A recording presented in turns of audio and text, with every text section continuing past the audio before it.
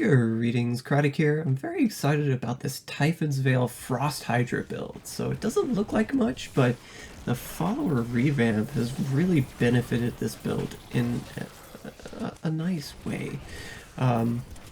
So even with losing the 4th cube slot, which was highly beneficial to this configuration, I think we're still able to put together something that runs Nephilim Rifts very smoothly. It's going to be extremely good against dense rifts because your Hydras hit so hard, and attack that onto the fact that there are so many multipliers in the build.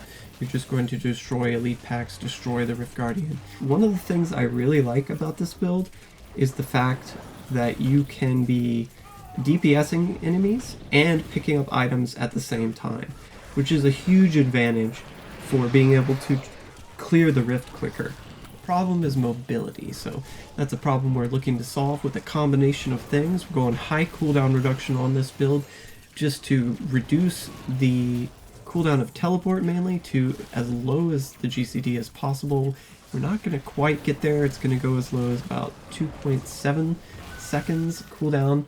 And we used to run the Oculus offhand in this build, which you can still opt for in the high paragon configuration, but losing the 4th cube was such that we can no longer maintain the DPS needed. So we're going to have to place the Winter Flurry in the offhand just because it's more efficient than, for example, placing the Fragment of Destiny and Aetherwalker and those sort of items, right? So this particular configuration, we're going to be manually casting our Hydras, and then when we get to elite packs, you cast the Blizzard on the elite packs to get the extra damage from the Winter Flurry, extra multiplier there.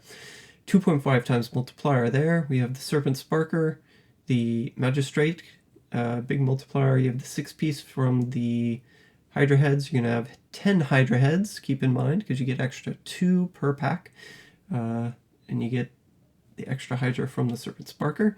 We have the ×2 multiplier on the Squirt's Necklace, and the Bane of the Trapped is also going to come into effect. Remember that your Frost Hydra will chill enemies, and the damage from them will apply after the chill, so you'll always have this bonus no matter where the targets that you're hitting are, which is really neat. That's why we're kind of running the Frost Hydra. Frost Hydra attacks in a cone.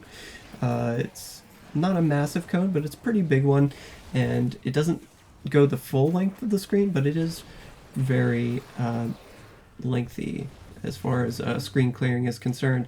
The problem is because it's a static turret, basically, you're going to have to continually cast this, and in fact, you want to be continually casting your Hydras, because the only way we're generating shields in this build, because we're teleporting less, is by casting Hydra and our Blizzard, right? A lot of movement speed in the build, going to help us get between elite packs in combination with the cooldown reduction. So we're running Sleek Shell to, it's not 100% uptime, but it's close to. It's maybe like 70%, something like that. We're also running Warzekian Arm Guards, so destroying breakable objects, very nice. Big one here is actually going to be the Rechel's Ring of Larceny. So you want Fear secondary affixes on the source weapon. The ring comes with Fear on it, get a high percentage on that, and the helmet can also roll Fear percentage on hit. And it turns out that you're hitting enough enemies with your Blizzard that you can proc this fairly often. A decent amount anyway, even with not wearing the Echoing Fury in the main hand. Echoing Fury by default rolls a % chance to fear, so that is an option, but I prefer not to, just to save on attack speed affixes, because Hydra breakpoints are very important for this build. Granted, even though Hydra breakpoints are important, because we are fitting in the Echoing Fury, it's not that hard at all to hit the specific breakpoint that you are going to want to hit. All you need is the 7% attack speed on weapon, and that's it, in combination with the Enchantresses, 6% from Focus Mind, and 10% from Paragon.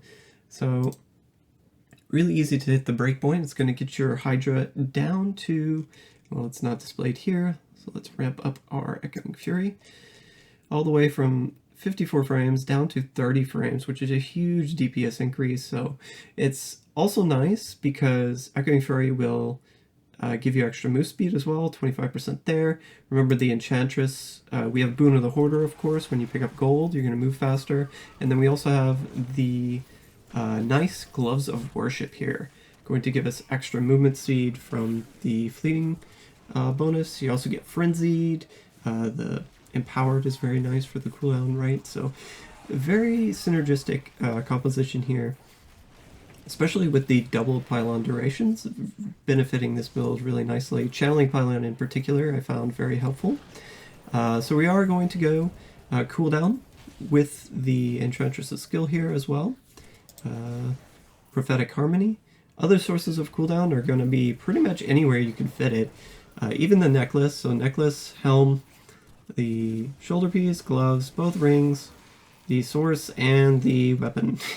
And we're going evocation. You get 20% from the Captain Crimson's. Forgot to mention Captain Crimson's is a multiplier, so even though we're stacking a lot of cooldown reduction and the primary benefit is to increase mobility, secondary benefit here is the increased multiplier. We're also getting damage reduction with our resource cost reduction.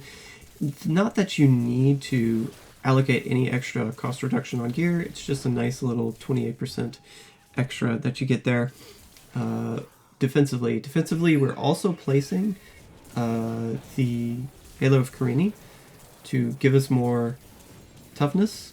We have the Scramble rune on Storm Armor, so if we do get hit, we get extra movement speed as well, which is really nice. Forgot to mention that one.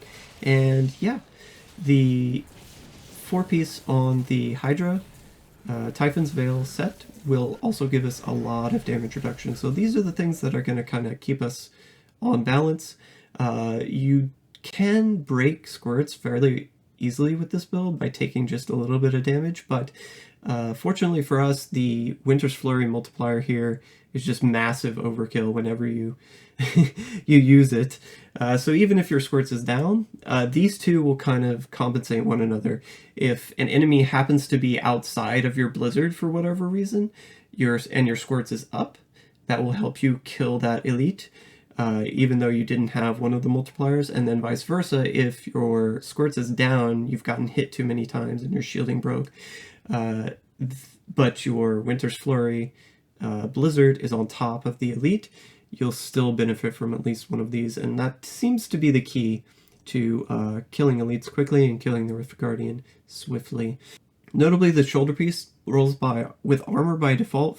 So for the lower paragon setup, I just said, hey, slot the Hydra damage. Hydra damage is very important. It is also a multiplier. It's not really something that a lot of players know, because most skill damage on gear of other skills is additive, but Hydra, for whatever reason, is multiplicative. So this Hydra skill damage is going to be very important, especially on the chest and the shoulder piece. You're going to want to seek it out on the source as well. It's kind of difficult to get a source that is quad like this, where it has crit, cold crit, cooldown, and Hydra damage. But if you have to sacrifice one of these, I would say sacrifice the crit chance instead. The Hydra damage is actually more important than the crit chance in that case, but if you can get one like this, that's pretty cool, right? Cold damage, going to be rather helpful as well. You have 60%, and then you sacrifice the crit on the amulet for cooldown. So, yeah. Very cool build, very hard, heavy hitting, and can actually traverse rifts really quickly. There is a downside with this build, is because we don't have those instant teleports, we don't have Aetherwalk or anything like that. Very long rifts, such as the Moors map, that's very empty.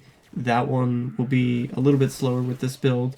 Also, if you get keeps maps with doors that are breakable, while you can still break through these by left-clicking on them, and your wizard will actually just shoot out like the default wand attack and break the door. It's a little bit annoying. It's not very smooth at all. So something you can do if you really want to negate that is go Calamity, but considering that the mobility is very, very sparse in this build, I would stick with the Wormhole rune on the teleport there, giving us those double jumps Very nice for mobility now because the animation has been decreased this patch down to about 8 frames, and then on the second cast of your wormhole, if you do it in succession, it's around 12 frames, and that's just a general measure I took in game. So anyways, definitely competitive with a lot of builds, especially. So hope you enjoy this one in season. I certainly am.